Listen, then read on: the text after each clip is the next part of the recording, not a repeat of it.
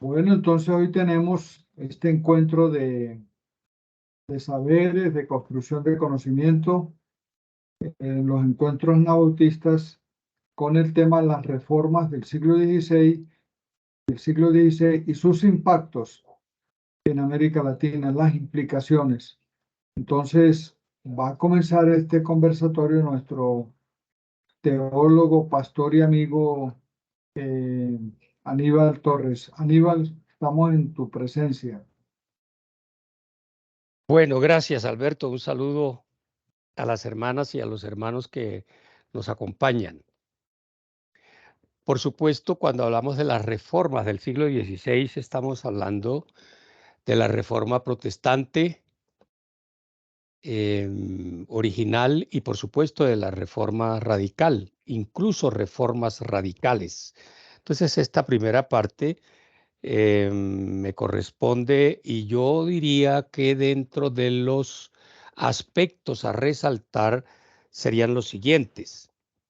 Siempre será prudente, siempre será oportuno recordar que la reforma, o cuando se habla de reforma, se habla de Lutero, se habla de Calvino, de Zwingo, pero es bueno, digo, recordar que hubo inicialmente unas voces que también cuestionaron todo este tema del Imperio Romano, no tanto del Imperio Romano, perdón, sino de todo lo que tiene que ver con el poderío de la Iglesia Católica y ese Imperio Romano Católico. Entonces podemos recordar, por ejemplo, a Pedro Baldo, italiano desde los primeros siglos, desde los primeros siglos. Podemos recordar también a John Wycliffe en el siglo XIV, que hace una de las primeras traducciones de la Biblia del latín al inglés en un momento donde, por supuesto, estaba prohibido. Estamos hablando de los años 1382 y siguientes. En la siglo venidero, siglo XV, podemos hablar de Juan Hus, docente de la Universidad de Praga en ese momento, Checoslovaquia, que entre otras cosas era seguidor de Wycliffe. Hus cuestiona el papado también por los años 1400, 1411 siguiente, se le excomulga desde luego y es condenado a la hoguera. Y podemos hablar de otras, de pronto de tiempo atrás del mismo San Francisco de Asís, podemos hablar del fraile dominico Savonarola, Girolamo Savonarola. Era un crítico desde el punto de vista ético más moral que atacó al Papa del momento, Alejandro VI. Usaba mucho las expresiones de incesto y de mentira para los años 1497. También fue condenado a la horca y a la hoguera. Y muchos otros, decía, pero yo recuerdo recuerdo a un personaje muy importante por su humanismo, como era Erasmo de Rotterdam, también ex sacerdote, muy crítico de la Iglesia Católica, contemporáneo incluso con Lutero, pero nunca se juntó con Lutero. Y hay quienes dicen que Erasmo puso el huevo y Lutero lo empolló. Estamos hablando entonces de años 1466 a 1500, 1500 y tanto. Y vale la pena recordar que antes del 1517, la Reforma Protestante, el estallido de las 95 tesis, es bueno recordar el descubrimiento de las Américas, 12 de octubre de 1492. Por supuesto, la reforma en 1517, acompañada acompañando a Lutero, Zwinglio decía Calvino y otros no menos importantes. Y en apretada síntesis, podemos decir que la Reforma Protestante, o podemos recordar a la Reforma Protestante por las llamadas 5 solas. La sola escritura, solo por medio de las escrituras, lo cual no significó ni significa que no se debe estudiar absolutamente nada más.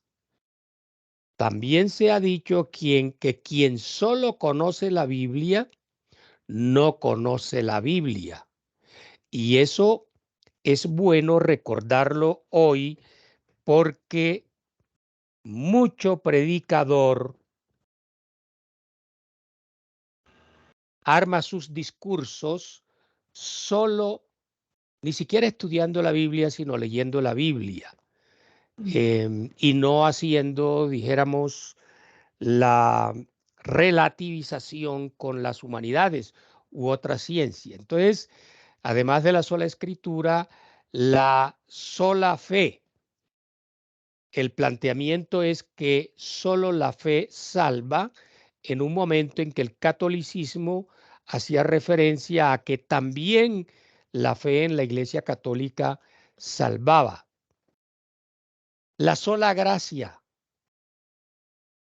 haciendo la claridad que en ese momento había voces como la de Bonhoeffer, el alemán ahorcado por Hitler, hacía referencia a la gracia barata.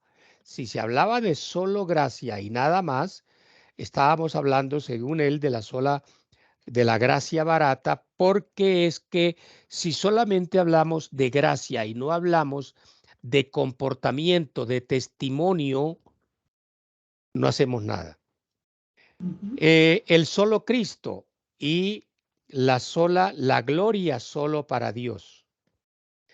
Hay quienes critican estas solas desde diferentes vertientes, desde el catolicismo y también desde el protestantismo original y el de ahora, diciendo que eso fue una imposición cultural, que ese tema de las 5 solas fue una respuesta a la necesidad de ese momento allá en Europa, pero que no aplica como debería aplicar para estas tierras latinas o latinoamericanas, y que incluso ahí pudiéramos estar de acuerdo que se excluyeron temas como el amor al prójimo, el servicio, el trato de la mujer, aunque en el tema del sacerdocio universal tiene que ver mucho con la mujer, pero la idea de la crítica es que dicen se quedaron algunos temas como los temas de la viuda, el huérfano, la pobreza, etcétera.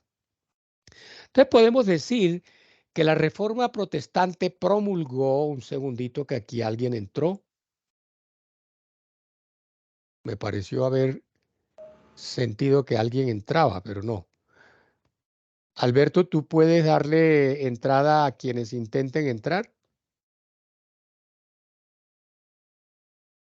Bueno, no lo veo por aquí.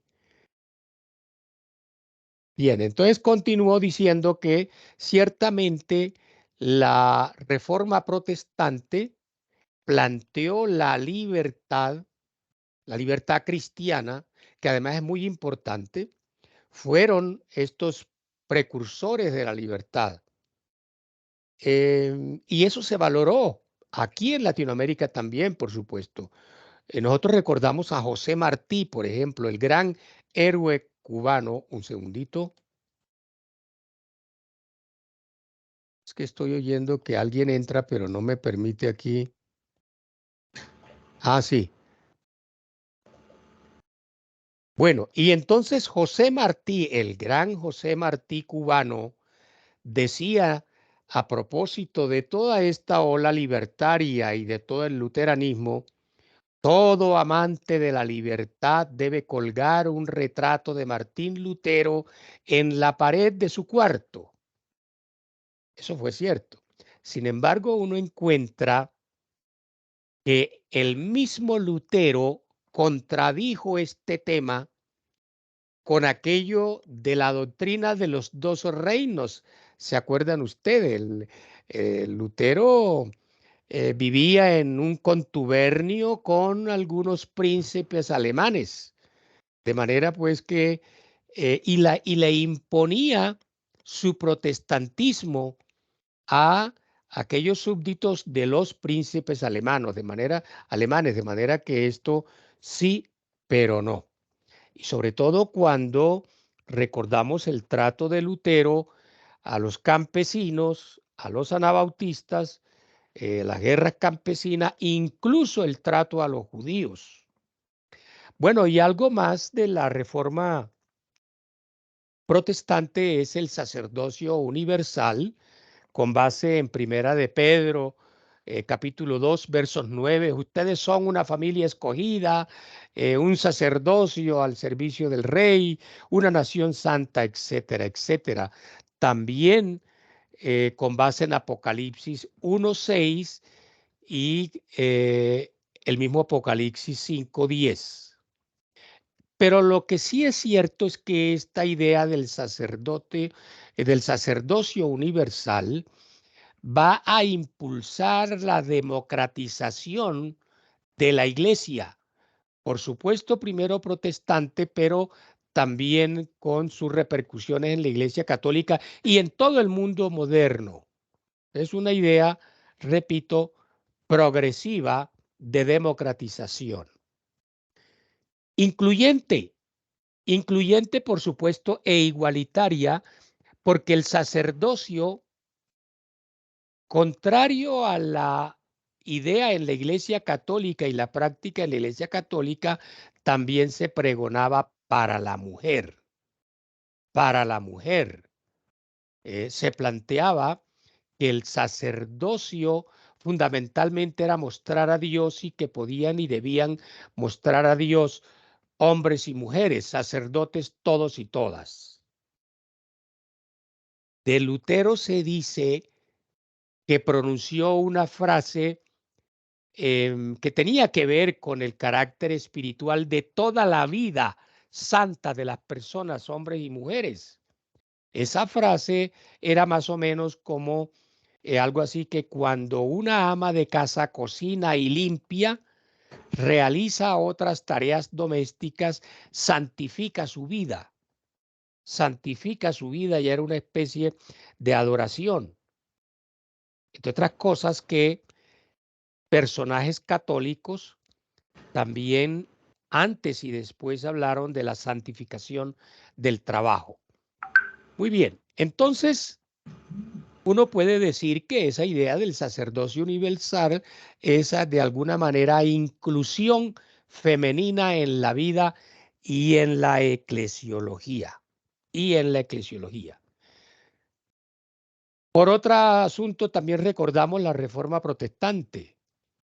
La Iglesia reformada, siempre reformada, porque solo Dios es absoluto. La Iglesia protestante siempre tiene que irse reformando